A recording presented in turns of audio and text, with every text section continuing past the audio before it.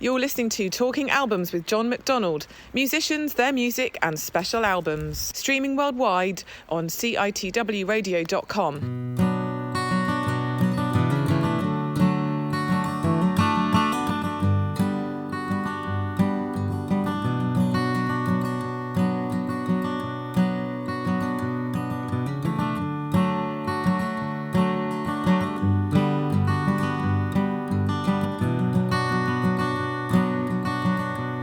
My stars, don't you know, you cannot judge a bird by the plumage on its throat. Oh my stars, what you see's not what you get. You think you found your Romeo, she's a Juliet.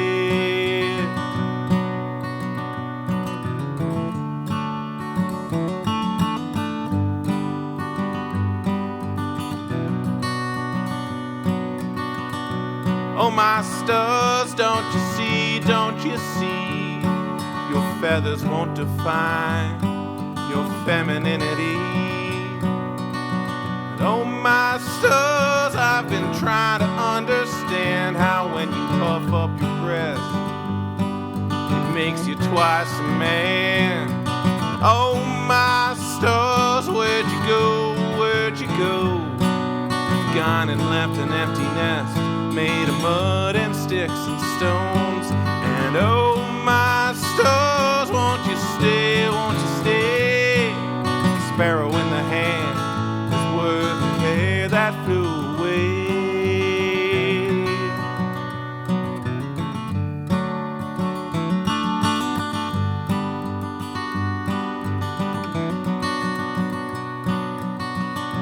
Oh my stars, where have you been? You'll never know of freedom if you don't spread your wings. Oh my stars, I've been searching high and low for a sign amongst the skies that'll guide us home. And oh my stars, where'd you go, gone and left an empty nest made of mud and sticks and stones. And oh my stars, won't you stay, sparrow in the hand is worth the pair that flew away.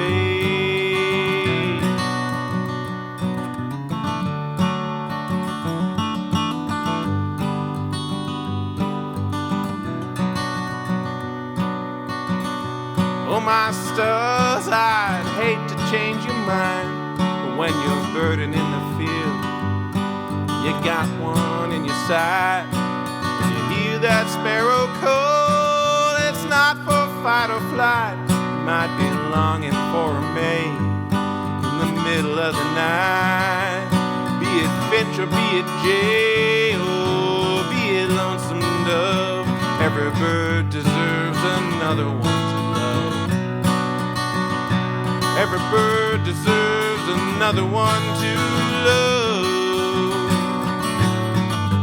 Oh my stars, where'd you go,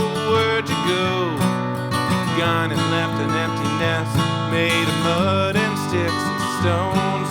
And oh my stars, won't you stay,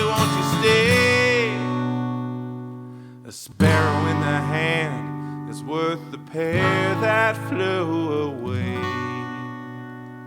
This is Talking Albums. I'm John McDonald. Thank you for being here. I hope you're well. We just heard Oh My Stars from Matt Gower's new album, Vacated Shapes. He hosts a folk podcast and curates a regular folk evening at the Art House in Ottawa. Matt describes his music as hard folk. Here he is, Talking Albums. Hello, Matt.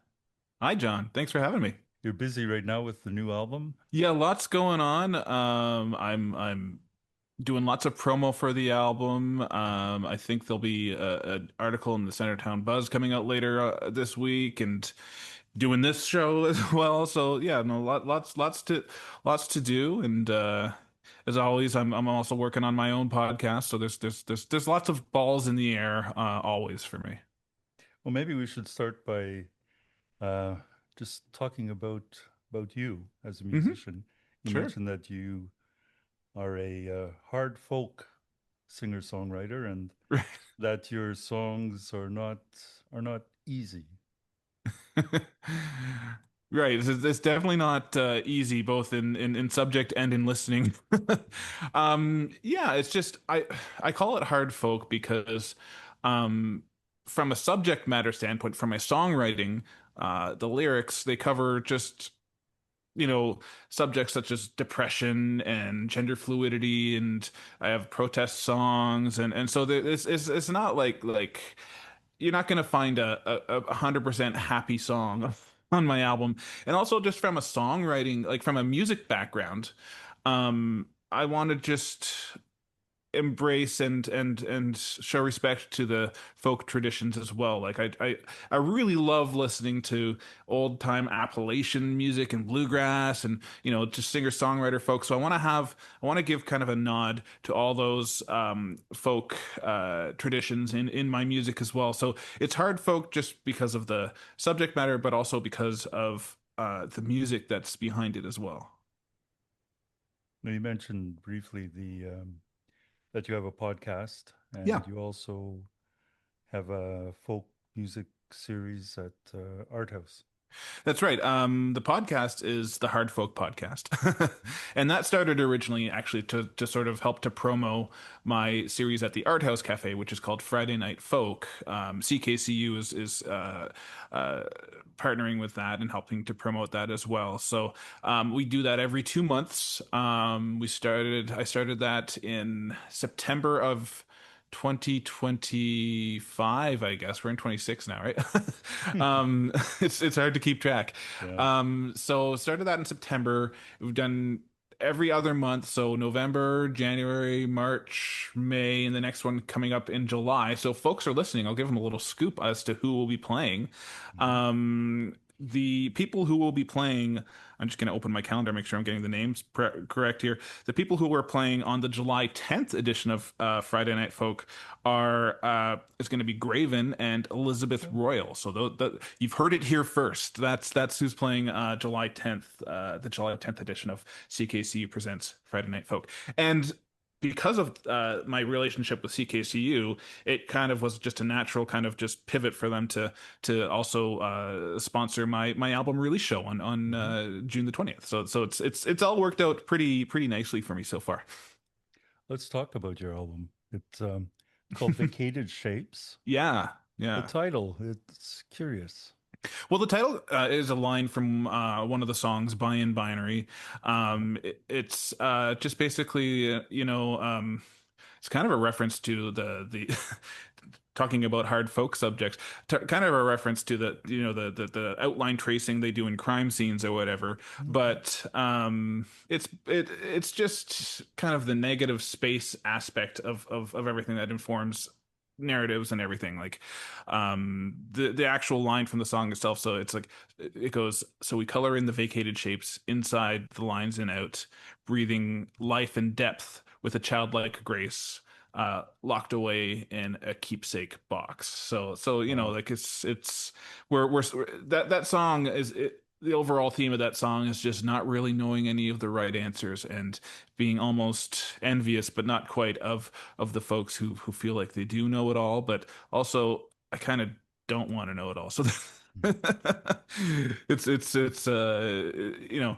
riding a fine line on bi and binary.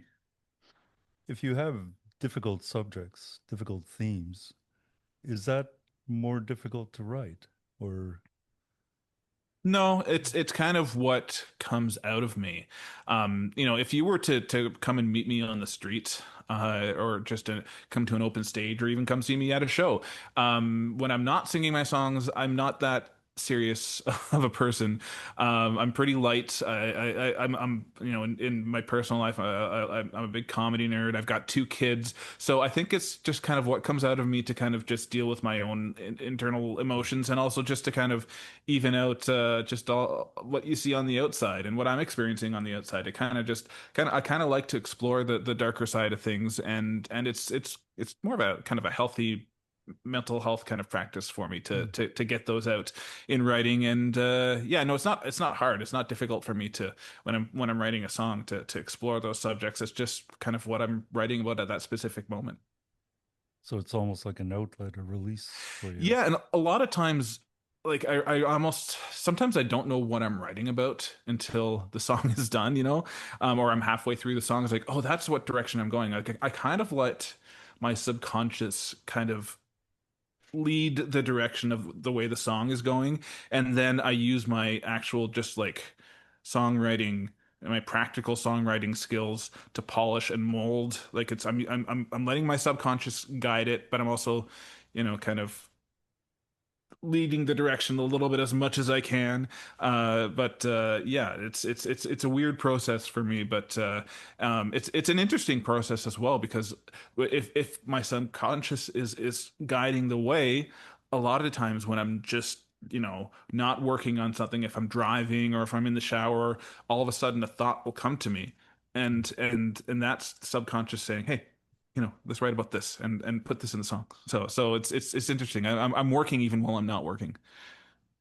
Yeah, and that's part of that's the interesting part of the whole creative process, is that you sort of have an end goal in mind, but you don't know how you're going to get there, and you don't really know that it's going to end up like that at all. Right. I don't know. Yeah, I don't know how it's going to end ever. Yeah.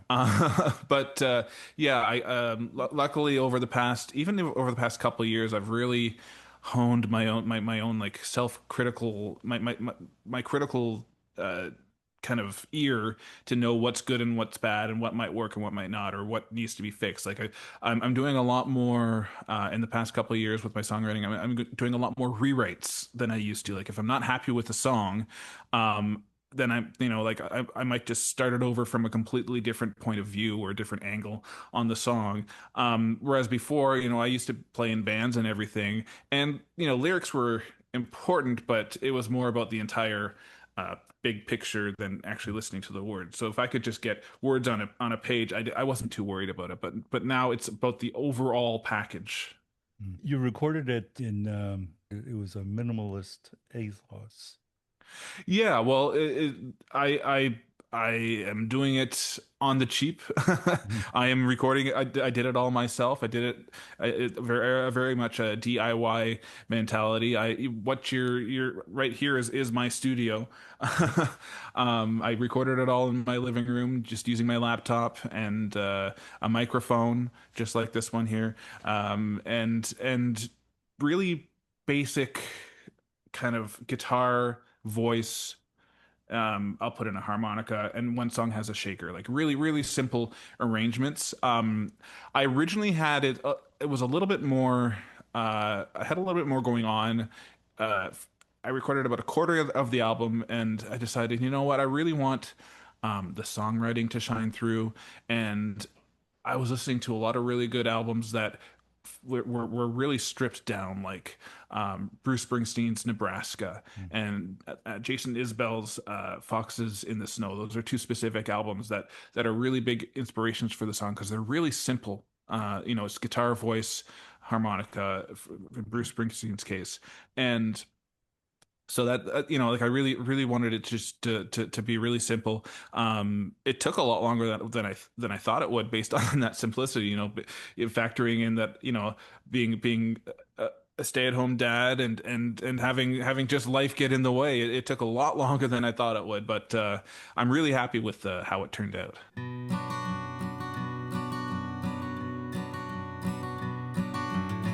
This machine's a weapon designed to fight oppression and bring an end to fascist rule.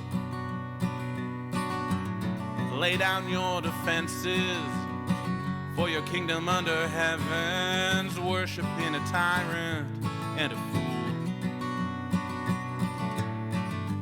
Everything's in season when your meaning's got no reason to follow any rules.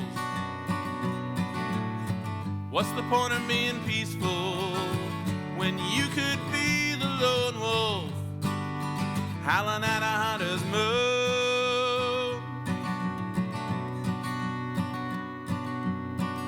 praying for a dead disease, to call the ones who don't believe and validate your narrow point of view. Preying on a weakness, channeling broken speakers, feeding us falsehoods from silver spoons. Everything's in season when your meaning's got no reason to follow any rules. What's the point of being peaceful when you could be the lone wolf howling at a hunter's mood?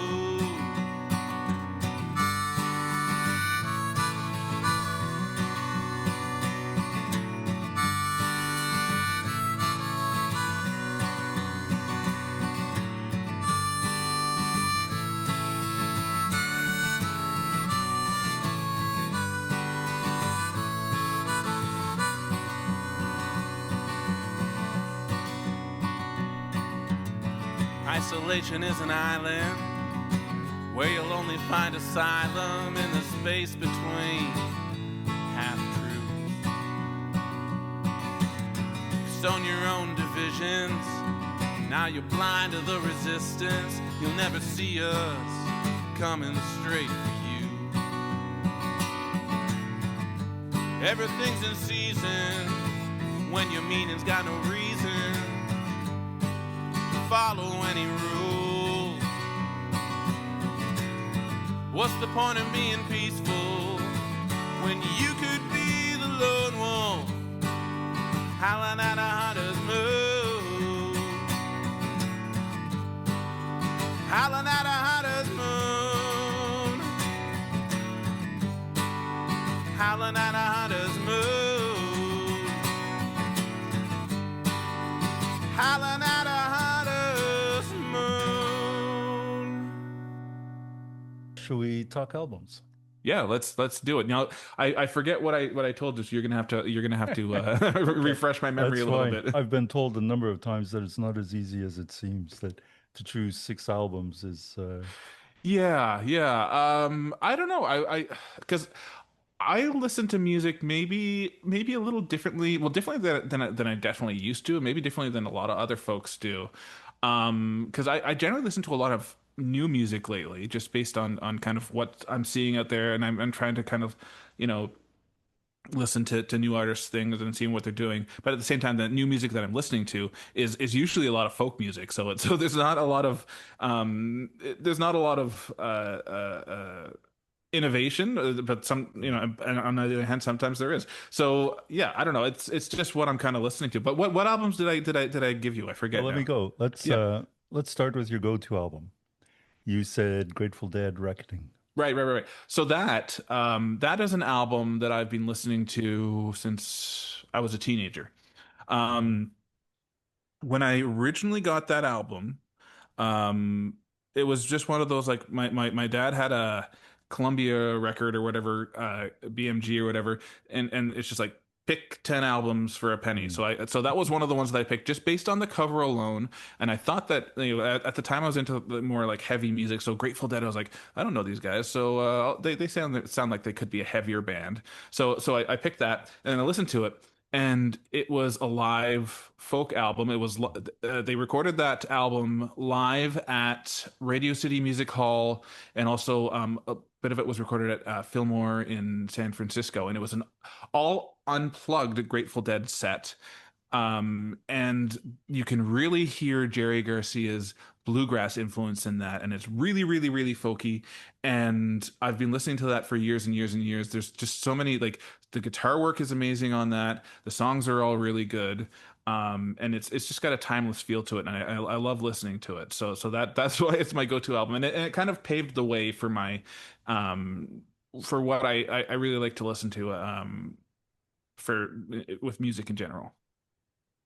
Good choice. Now, the first album you bought, Can you remember?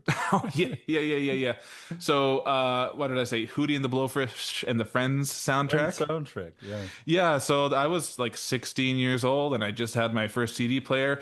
And if you're from Ottawa in 1996, the place to go for CDs was CD Warehouse. Yep. So that's where I went, and that's what was popular at the time, and that's what I got. But yeah, I wouldn't. Those did not, on the on the opposite end of Grateful Dead Reckoning, those did not stand the test of time for me. Now, a Sunday morning album, any progressive bluegrass.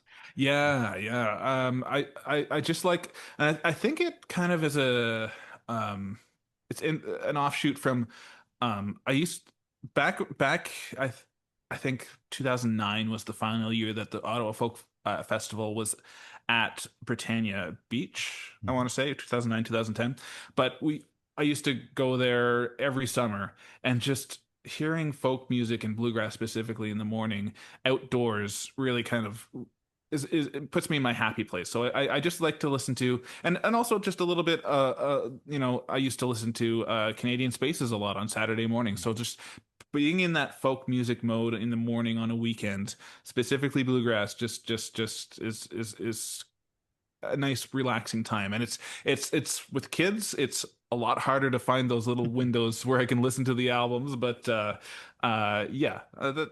it's kind of influenced just by morning outdoors, seeing all the artists and hearing all the artists sound check and get started, and yeah, it's kind of evokes that image in my mind. And I wasn't familiar with the term progressive bluegrass. Well, yeah, it's there's a lot more jamming in it, and there's a heavy jazz influence in it as well. Okay. So like it all started, well, not it didn't all start, but like one of the big bands to kind of push that genre forward was, I think, Newgrass Revival in the 70s. So you had like Bella Fleck and people like that as a part of that, I think, if I'm correct about that. And then like nowadays you're seeing a lot of progressive bluegrass and jamgrass. It could also be kind of called, or an adjacent genre. So like the Punch Brothers, there's so many bands out there. I got Sierra Hull, I think, is one of the names that I put on there. She's really big into that. So I just it's just an interesting way to kind of get my brain active, like when listening to music like that, because like bluegrass itself is a very energetic genre. There's lots of notes and everything, and then when you add in just like different time signatures and jazzier chord structures and more jamming, it just kind of blows your mind a little bit.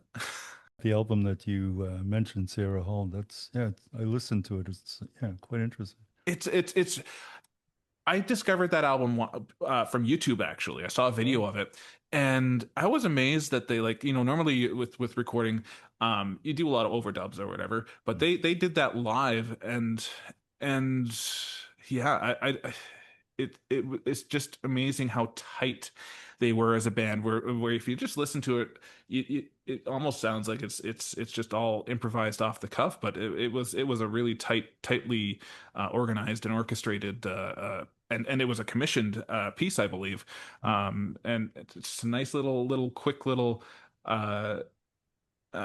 just instrumental, again, progressive bluegrass, and it also almost veers into the classical realm a little bit as well. So that's a great Sunday morning listen.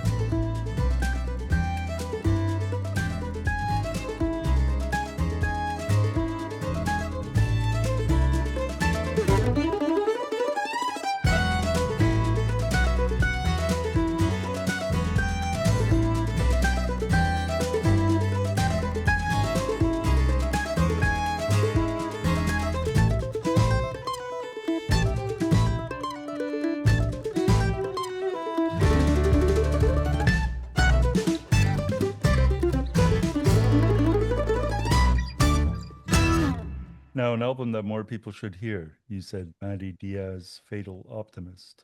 Yeah, that's another album that I really enjoyed. That is a very bare bones acoustic guitar voice, and that's pretty much it.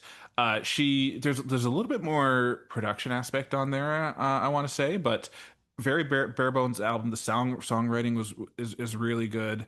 So yeah, it's if you're into stuff like the Bruce Springsteen and the atmospheric kind of really like pared down simple albums, it's one I would highly recommend, and it's a pretty brand new. It was released in 2026. I forget exactly when, but it's a pretty new album. And the voice, she has a really nice voice. Oh yeah. And funnily, she did a fundraising album, kind of on this similar vein, but she did an entire album of pared down folk Blink 182 covers, which is just funny. I'm not a Blink 182 guy, but it's an interesting listen, just to hear that her take on those songs. And the cover is the same as Fatal Optimist, but it has like tape across the Oh yeah, I forget with exactly. writing whatever the name of the album is. Yeah. Yeah.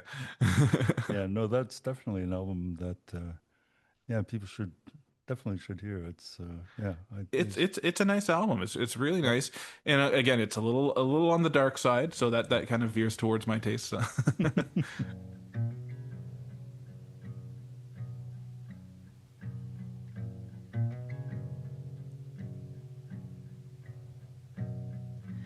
Better half of me, better half of you. Try to make it fit when we don't have to. Looking at who you are and what I can live with, I can imagine myself as a picture of something different. You want me to want less, and I want it to need less. I can't find all of the parts of myself I can undress without feeling desperate. I hope I can hope less. Hopeless.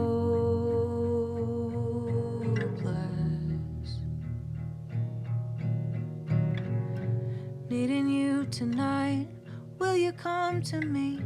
Let me dream out aloud, let it be easy, let it all be true. Do this for me, give me what you have so I don't have to feel guilty.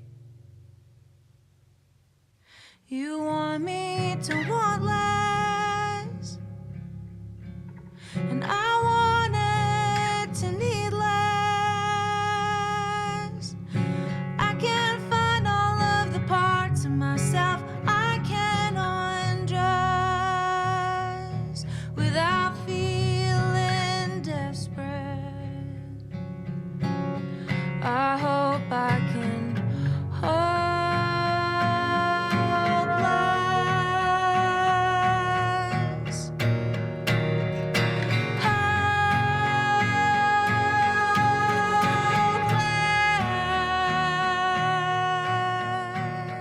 Whose move is it to move on?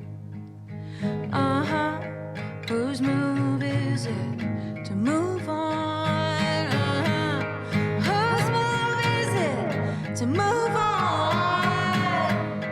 Whose move is it to move on? You want me to want less, and I want it to need less, I can't find all of the parts of myself I can undress.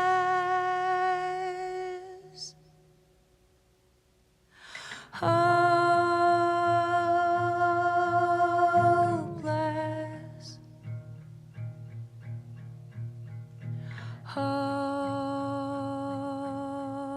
Hopeless. Now, the last album you bought, Graven, Geographics. Yeah, Bandcamp Friday. Uh, I guess that was May 1st.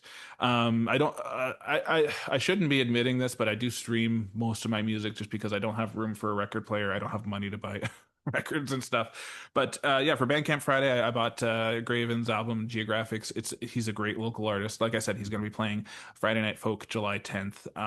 And he's been working really hard. He's one of the harder working artists in the Ottawa scene right now, and people should go check that out.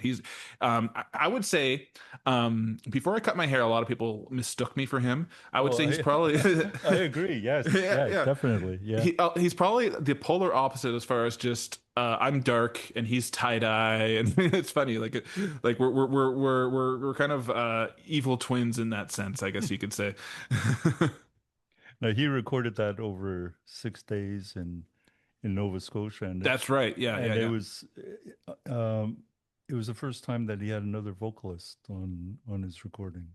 Yeah, and it was a really if you listen to it, and this is one of the things I had him on my podcast and we were talking about it. The really interesting thing is his voice he's got a very kind of dry effect on his voice. There's not a lot of like reverb or anything. It's just dry. So to hear the words and the lyrics and his delivery really kind of it's a very pure delivery of his voice, and it's a really interesting way to produce that, and it's a great album.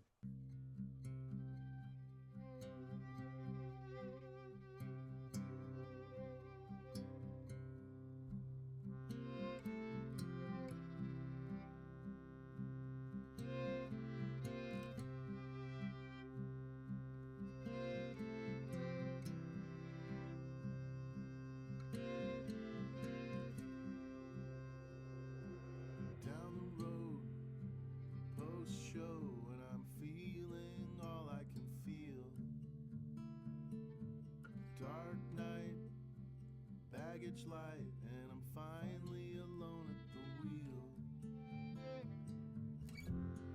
1 foot off the carousel, but I don't want to stop spinning.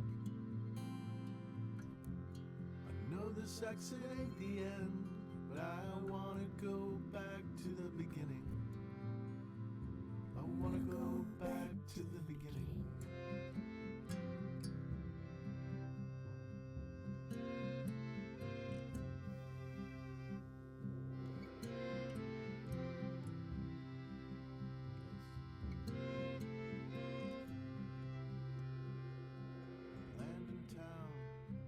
Check the sound, run around till we find that old diner.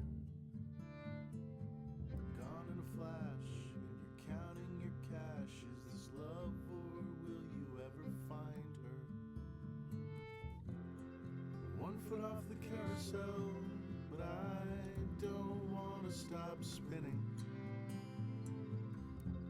I know this exit ain't the end, but I want to go back to the beginning. I want to go back to the beginning.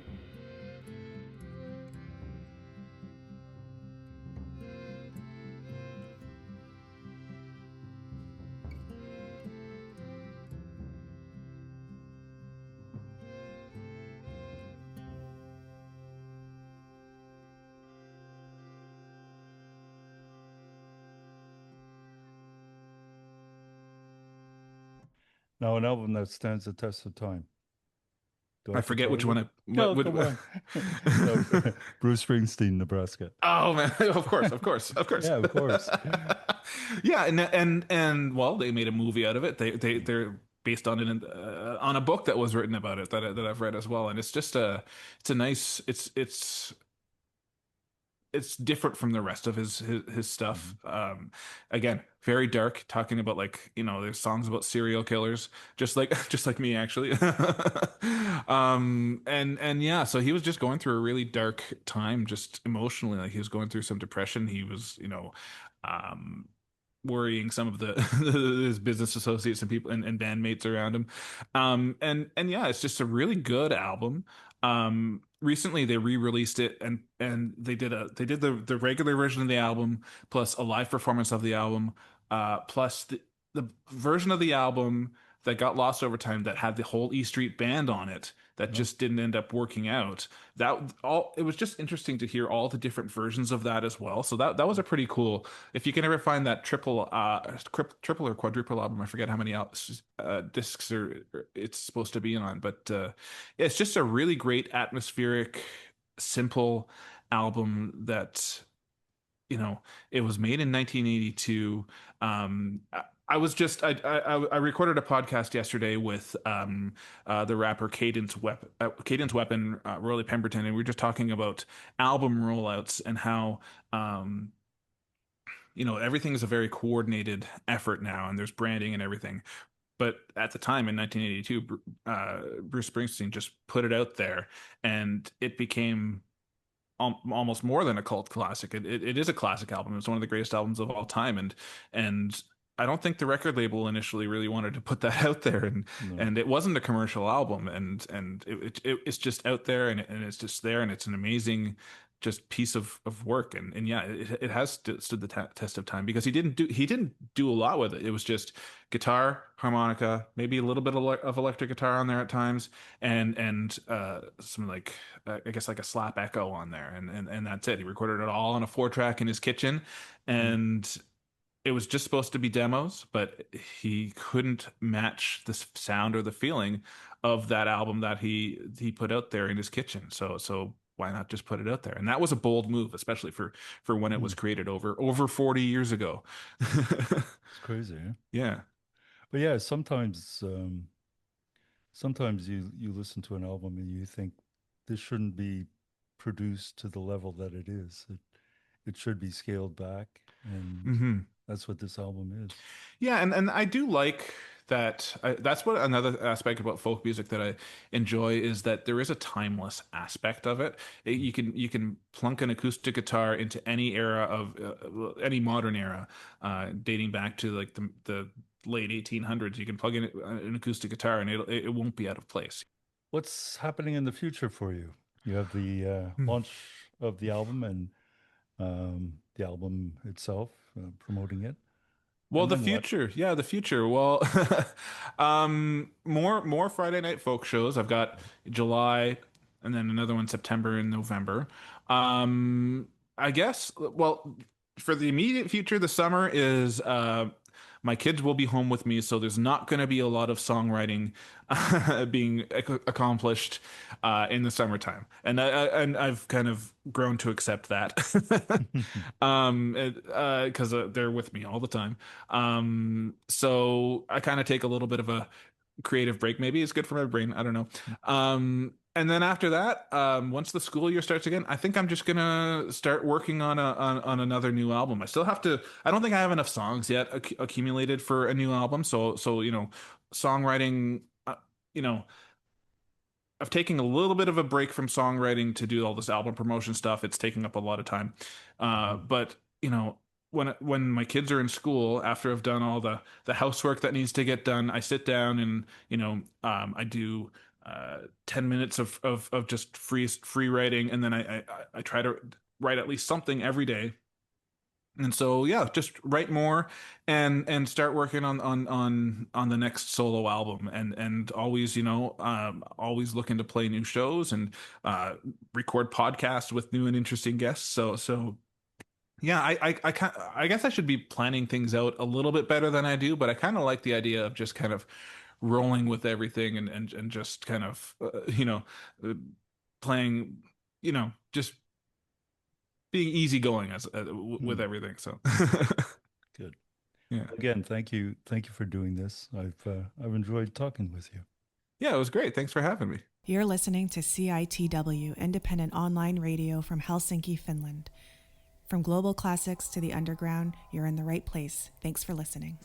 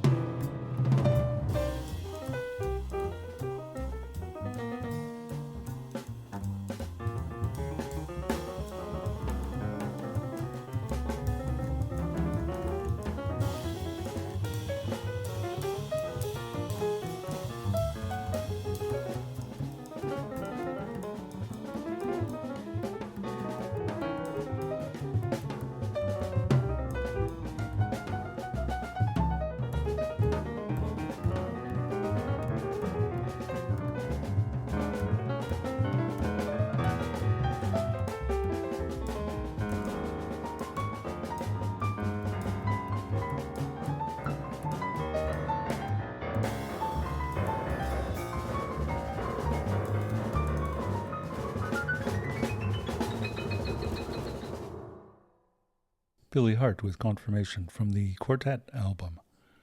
Before that, the late Sonny Rollins, who passed this week at the age of 95. A good long life. We heard John S., which is code for John Coltrane and Sonny Rollins. It's a dedication to his relationship with Coltrane. We've come to the end of this Talking Albums. I'm John McDonald. You can find me on talkingalbums.ca, on the CITW Radio YouTube channel, and right here on CITWradio.com. Thank you again for being here.